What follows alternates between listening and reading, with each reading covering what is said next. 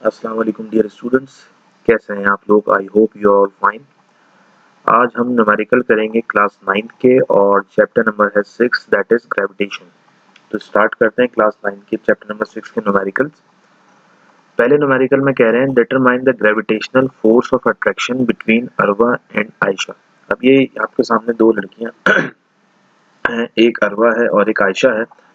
उन दोनों के दरमियान फोर्स ऑफ अट्रैक्शन निकालनी है। ठीक है जी, तो डेटा बना लेते हैं पहले। तो फोर्स ऑफ अट्रैक्शन को या फोर्स ऑफ ग्रेविटेशन को हम कहते हैं एफ, ये हमें मालूम करना है। और उसके बाद कह रहे हैं ये दो लड़कियां जो हैं कितने डिस्टेंस पे खड़ी हैं, यहाँ से यहाँ तक का डिस्टेंस जो है ना वो है 50 मीटर्स। और डिस्टेंस को आपके इस चैप्टर में आर भी कह सकते हैं और डी भी कह सकते हैं। डिस्टेंस हो गया 50 मीटर्स। ठीक है जी। अच्छा जी, the mass of Arva is 60 kilogram. Arva का मास जो है इसको हम कह देते हैं पहला मास 60 किलोग्राम, और दूसरी लड़की का जो मास है वो है 70 किलोग्राम। ठीक है जी। तो दोनों के दरमियान क्या निकालनी है? ग्रेविटेशनल फोर्स ऑफ अट्रैक्शन निकालनी है। यूनिवर्सल लॉ ऑफ ग्रेविटेशन आपने पढ़ा होगा, जिसका फॉर्मूला होता है F is equals to G m1 m2 upon R square. G constant होता है ग्रेविटेशनल, उसको भी डेटा में मेंशन करना जरूरी है। G is equals to 6.67 10 raise to the power -11 newton metre square पर किलोग्राम स्क्वायर। ठीक है जी। अब इसमें वैल्यूज पुट करते हैं। जी की जगह आ जाएगा 6.67 10 raise to the power -11, m1 की जगह आ जाएगा 60 और m2 की जगह आ जाएगा 70। एंड डिनोमिनेटर में रेडियस का स्क्वायर है, रेडियस का स्क्वायर 50 का स्क्वायर। ठीक है जी। अब सबसे पहले क्या करना है आपको, 6.67 को 60 से एंड देन 70 से मल्टीप्लाई करना है। तो आपके पास जो आंसर आएगा वो आएगा 28014 into 10 raise to the power. अब देखिए दोनों पावर, एक पावर है 10 की -11 और दूसरी पावर है बल्कि यहाँ -11 ही है। ठीक है जी, बस यहाँ -11 एज इट इज आ गया। डिवीजन में आप इसका स्क्वायर ले लें 50 का, तो ये हो जाएगा 2500। ठीक है। अब 28014 को 2500 से आप डिवाइड करें तो आपको मिलेगा 11.20। ठीक है, 11.20 into 10 raise to the power -11। ठीक है जी। वैसे तो ये आंसर है, लेकिन अगर आप चाहें तो ये डेसिमल को आप एक नंबर पीछे शिफ्ट कर सकते हैं, तो ये हो जाएगा 1.120 into 10 raise to the power. आपको पता है जब डेसिमल बैक पे जाता है तो पावर ऐड हो जाती है, तो -11 में 1 ऐड हो जाएंगे। 1 ऐड क्यों होंगे? क्योंकि हमने 1 डेसिमल चला, तो ये हो जाएगा 1.120 into 10 raise to the power -10। और फोर्स का यूनिट क्या होता है? न्यूटन। ठीक है जी, ये हो गया हमारा क्वेश्चन नंबर 1। अब सेकंड देखते हैं। Weight of Rani is 450 newton. ठीक है, on the surface of the earth. Earth पे कह रहे हैं वेट जो है, यहाँ लिख देते हैं हम डब्ल्यू ई को कहते हैं हम वेट ऑफ अर्थ। इस लड़की का वेट है अर्थ पर 450 न्यूटन। अब ये कह रहे हैं इसका मास निकालें। ठीक है जी, मास निकालना है। अब एक बात याद रखें, मास चाहे अर्थ पे हो, चाहे मून पे हो, चाहे जुपिटर पे हो, मास चेंज नहीं होता, तो इसलिए मास के साथ हम कुछ भी नहीं लगा रहे। तो फॉर्मूला याद होना चाहिए वेट का या मास का। तो ये फॉर्मूला आप पढ़ा होगा आपने वेट और मास के डिफरेंस में। ये वेट का फॉर्मूला होता है W is equal to mg। अब W के साथ यहाँ हम लगाएंगे E। ठीक है जी। अच्छा, जी की वैल्यू भी पता होगा आपको, सरफेस ऑफ द अर्थ पे कितनी होती है वो भी आपको मेंशन करना जरूरी है। G is equals to GE लिख दें, क्योंकि पता चल जाएगा कि सरफेस ऑफ द अर्थ पे 9.8 मीटर्स पर सेकेंड स्क्वायर। ठीक है जी, 9.8 भी होती है, या फिर आप इसको राउंड ऑफ करें तो 10 भी हो सकती है। ठीक है जी। हमें निकालना है मास, तो वेट की जगह हम पुट करेंगे 450 मास एज इट इज, और जी की जगह आ जाएगा 9.8। तो 9.8 यहाँ मल्टीप्लाई हो रहा है, 450 के नीचे डिनोमिनेटर में आके डिवाइड हो जाएगा। तो इसको अब हम करते हैं डिवाइड। तो स्टूडेंट्स इसका आंसर आ रहा है मास इज इक्वल्स टू 45.91, और मास का यूनिट होता है किलोग्राम्स। ठीक है जी, ये हमारे दो क्वेश्चंस पूरे हो गए। थर्ड पे चलते हैं। Weight of Navera is 700 Newton on the surface of the earth. ठीक है जी, ये कह रहे हैं कि एक लड़की है नवेरा, उसका जो वेट है अर्थ पर वो कितना है? 700 न्यूटन है, और न्यूटन आपको पता है वेट का यूनिट होता है। व्हाट विल बी नवेराज weight at the surface of the moon. अब ये कह रहे हैं नवेरा का वेट मून पे कितना होगा, जिसको हम कहते हैं WM। तो स्टूडेंट्स सबसे पहले अगर हमें वेट निकालना हो, यहाँ मैं लिख देता हूँ weight on the surface of the moon. ठीक है, मून पे वेट पूछ रहे हैं, तो इसका फॉर्मूला जो होगा ना, इसका फॉर्मूला होगा W is equals to mg। W के साथ आप लगा देंगे m और g के साथ लगा देंगे m। m क्यों लगाया, क्योंकि हमें मून पे चाहिए। अब जो आपको डिफिकल्टी पेश आएगी वो आएगी आप मास आपको नहीं पता, और अभी लास्ट न्यूमेरिकल में मैंने आपको बताया था मास यूनिवर्स में कहीं भी हो कांस्टेंट रहता है। तो इसका मतलब सबसे पहले हम मास मालूम कर लें, तो यहाँ हम लिख लेंगे फाइंड मास। ठीक है जी, और मास कैसे मालूम करें, फॉर्मूला है W is equals to mg, और यहाँ पे अर्थ का वेट दिया हुआ है, मतलब अर्थ की सरफेस पे वेट दिया हुआ है 700 न्यूटन। तो यहाँ हम लिखेंगे WE, और यहाँ G के साथ भी हम E यूज करेंगे। ठीक है जी, तो WE मतलब weight on the surface of the earth, ये है 700। मास हमें मालूम करना है, और G की वैल्यू तो हमें पता होती है 9.8 मीटर पर सेकेंड स्क्वायर। 9.8 यहाँ मल्टीप्लाई हो रहा है, 700 के नीचे आके डिवाइड हो जाएगा, तो अकेला रह गया m। तो इन दोनों को डिवाइड कराते हैं, ये आ रहा है 71.42। ठीक है, ये हमने मास निकाल लिया। ठीक है जी, मास हमें चाहिए था इस फॉर्मूले में पुट करने के लिए, तो लिहाजा हमने पहले मास निकाल लिया। अब यहाँ मास को पुट कर देते हैं, तो WM मतलब weight on the surface of the moon निकालना है, तो मास की वैल्यू है 71.42। अच्छा, GM क्या चीज़ है, GM है gravity eight the surface of the moon. Moon पे ग्रेविटी कितनी होती है, जिस तरह अर्थ पे 9.8 होती है, तो मून पे आपको याद करनी पड़ेगी। आपकी बुक में डिफरेंट डिफरेंट प्लैनेट्स पे जी की वैल्यू दी हुई है, तो मून की वैल्यू जो होती है वो होती है 1.62। ठीक है जी, याद करना पड़ेगा आपको।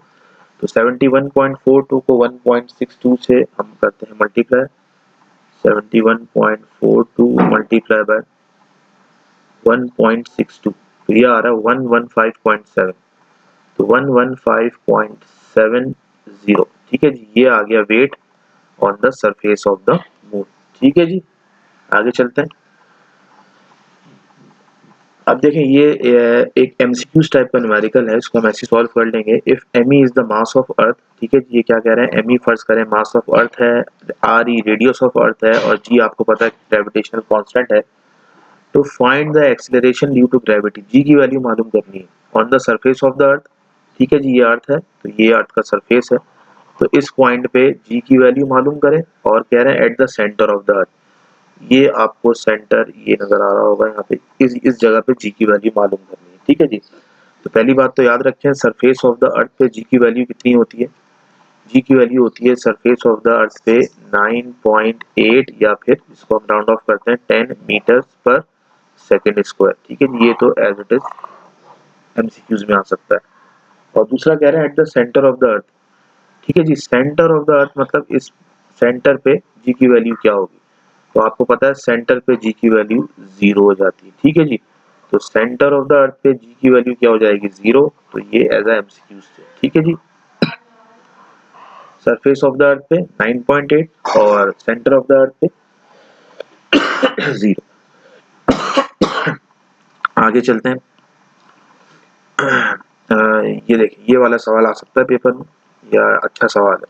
A planet has a mass 4 times of the Surf of earth. अब ये कह रहे हैं एक प्लैनेट है जिसको हम कह देते हैं जिसके मास को हम कह देते हैं MP।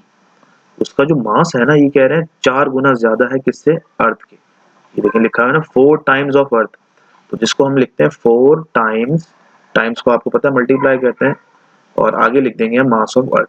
समझ में आया आपको, एक प्लेनेट है जिसका मास जो है, इसका मास 4 टाइम्स है अर्थ के मास के, और उसका जो रेडियस है, रेडियस को हम क्या बोलेंगे, RP, वो कितना है, वो 2 टाइम्स है रेडियस ऑफ अर्थ के। ठीक है जी, समझ में आ गया होगा।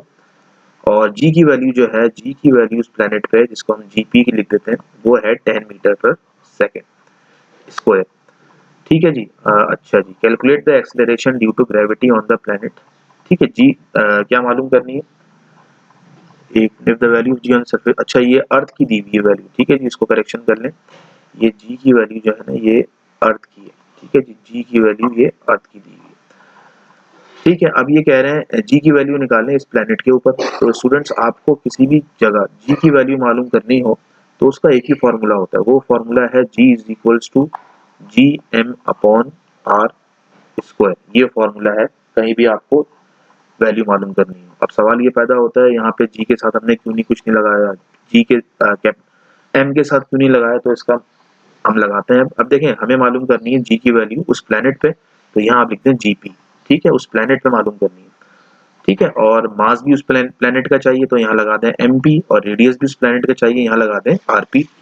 बाकी कैपिटल जी तो आपको पता है कांस्टेंट होता है। ठीक है, अब वैल्यूज पुट करते हैं। GP is equals to capital G को एज इट इज छोड़ दें, एमपी की जगह क्या आ जाएगा 4me।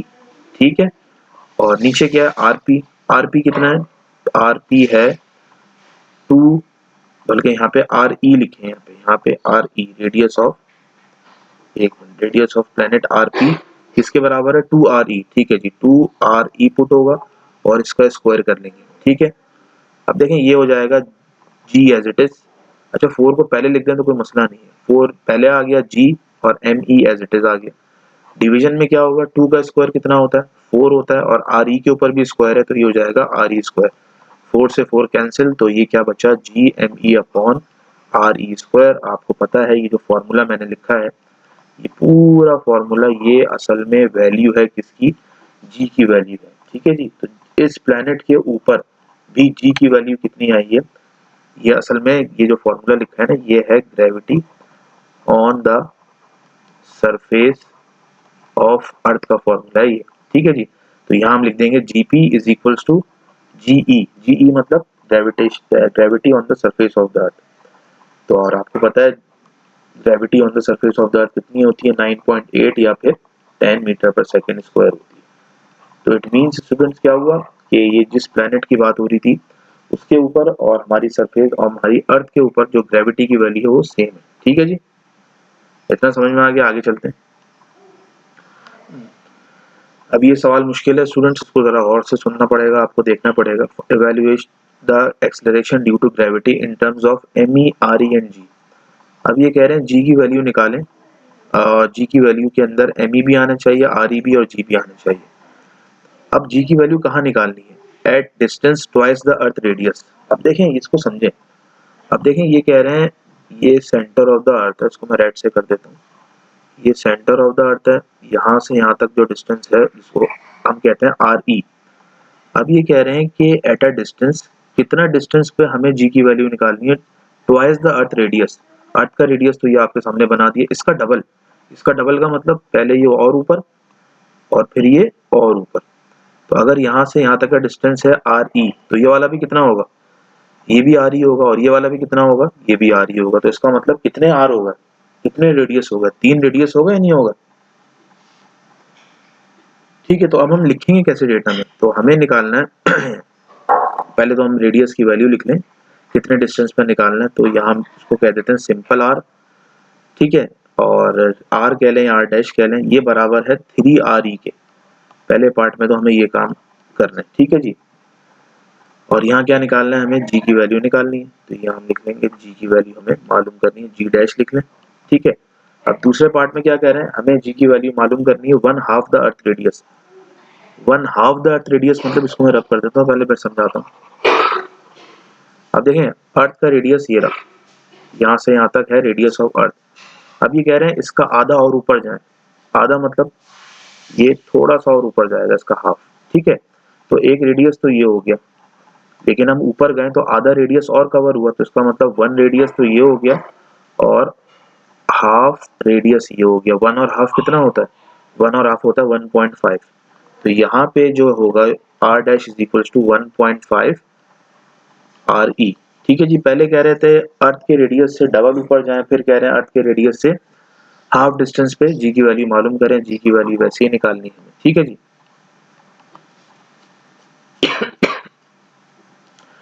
अब फॉर्मूला पुट करते हैं। फॉर्मूला क्या है, G is equals to G M upon R square. ठीक है, अब हमें जी की वैल्यू मालूम करनी है। अब देखें यहाँ पे पहले पार्ट की बात हो रही है, तो जी के साथ लगा देते हैं हम डैश। ठीक है जी, कैपिटल जी कांस्टेंट होता है और मास, अब अर्थ की बात हो रही है तो मास ऑफ अर्थ आएगा।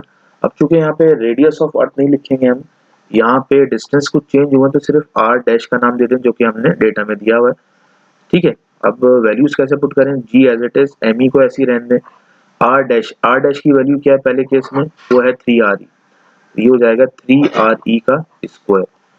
सेकंड क्या है, फिर एक काम करते हैं, जी एम ई को अलग करें और उसके नीचे डिवाइड में आ जाएगा आर ई स्क्वायर।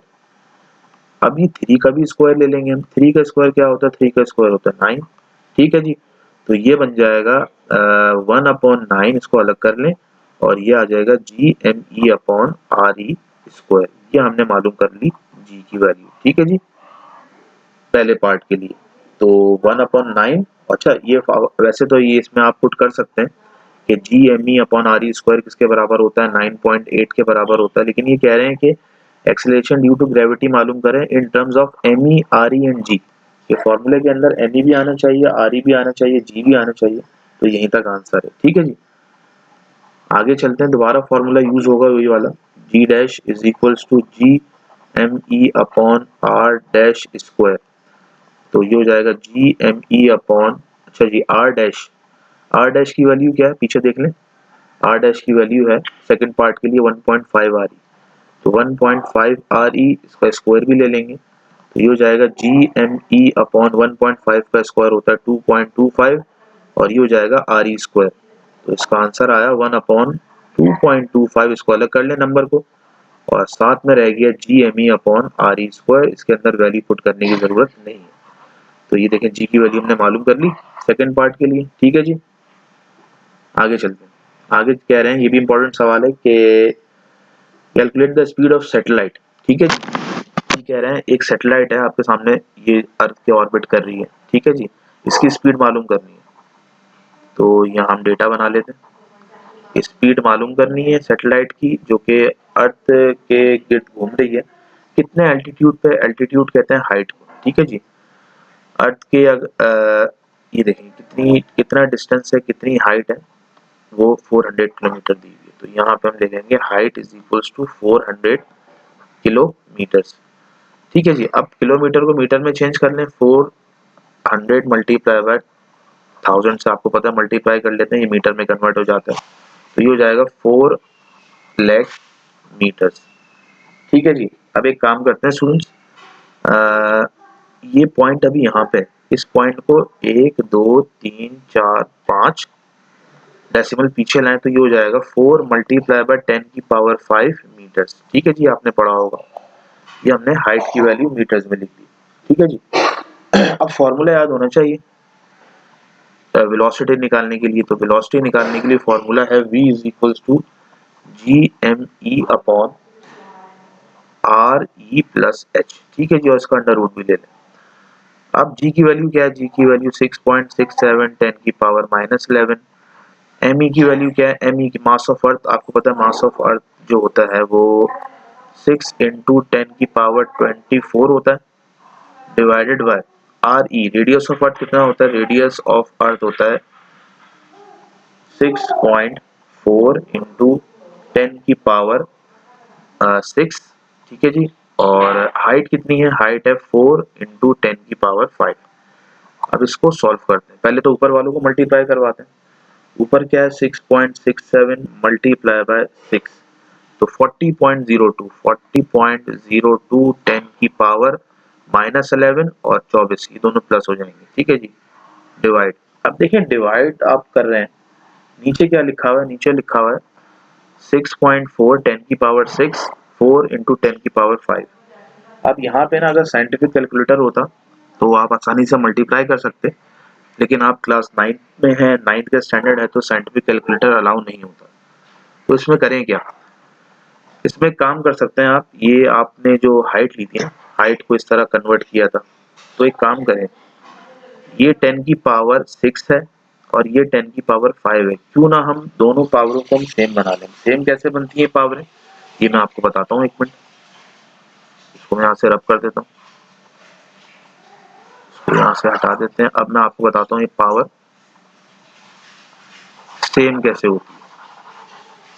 अब देखें स्टूडेंट्स, ये 4 है ना, ये लिखा हुआ आपके सामने हाइट की वैल्यू 4 इंटू 10 की पावर 5। अब पॉइंट यहाँ पे है 4 के बाद, तो एक पॉइंट अगर पीछे लेके जाएं तो ये हो जाएगा 0.4 10 की पावर, आपको पता है पीछे लेके जाते हैं पावर तो ऐड हो जाती है, तो 6 हो गई। ठीक है जी, तो ये काम आप ना डेटा में कर लिएगा। ठीक है, तो मैं यहाँ लिख देता हूँ height is equals to 0.4 into 10 की पावर 6। ये इसलिए कर रहे हैं क्योंकि आप लोग साइंटिफिक कैलकुलेटर आप लोगों को अलाउ है। ठीक है जी, तो ये हो जाएगा 6.4 इंटू 10 की पावर 6 और 0.4 इंटू 10 की पावर 6। अब आसानी से आप सॉल्व कर सकते हैं। तो 40.02 इंटू 10 की पावर -11 और प्लस 24 होता है 13 और डिवीजन में। अब चूंकि दोनों पावर सेम है तो इनके साथ जो नंबर्स हैं इनको ऐड कर लें, तो ये हो जाएगा 6.4 और 0.4, तो ये जाएगा 6.8 इंटू 10 की पावर 6। अब 40.02 को डिवाइड कराते हैं किससे, 6.8 से, तो ये हो जाएगा 5.88। 5.88 10 की पावर 13 माइनस 6, और आपको पता है 13 माइनस 6 कितना होता है, 7 होता है। अच्छा जी, यहाँ पे एक और कंफ्यूजन है, वही कंफ्यूजन है कि यहाँ भी आप सिंपल कैलकुलेटर से इसका रूट नहीं ले सकते, इसके लिए आपको साइंटिफिक कैलकुलेटर चाहिए। तो उसका आसान बता देता हूँ एक तरीका, वो क्या है। तो यहाँ आपने लिखा 5.88 10 की पावर 7। ठीक है जी, अब एक काम करें, ये पॉइंट है ना आपके सामने, इस पॉइंट को आप पीछे लेके जाएं, तो ये हो जाएगा 0.588 इंटू 10 की पावर कितनी हो गई, अब पीछे लेके जाते हैं पावर ऐड हो जाती है, तो 8 हो गई। तो हमने क्या किया, ये पावर थी ऑड पावर, इसको हमने बना दिया इवन पावर। अब इवन पावर बनाने से हुआ क्या, अभी मैं आपको बताता हूँ। तो अब इसको ऐसे कर लें, 0.588 इसको अंडर रूट में ले लें और इस पावर को अंडर रूट में ले लें, एक ही बात है। ठीक है, तो 0.588 का हम लेते हैं अंडर रूट, देखते हैं क्या आ रहा है। अंडर रूट 0.588 ये आ रहा है, एक मिनट 0.766 इंटू 10 की पावर, स्टूडेंट्स ये 8 है ना, और रूट का मतलब क्या होता है, रूट का मतलब होता है हाफ, 2 अंदर 2, 2 4 8, तो 0.766 इंटू 10 की पावर 4। पॉइंट आप आगे लेके जाना चाहें तो चले जाएं एक डेसिमल, तो ये हो जाएगा 7.66। 10 की पावर एक आगे लेके गए तो माइनस हो जाएगी पावर, तो 7.66 10 की पावर 3। ये इसका क्या आ गया, आंसर आ गया वेलोसिटी का, मीटर पर सेकंड। ठीक है जी स्टूडेंट्स।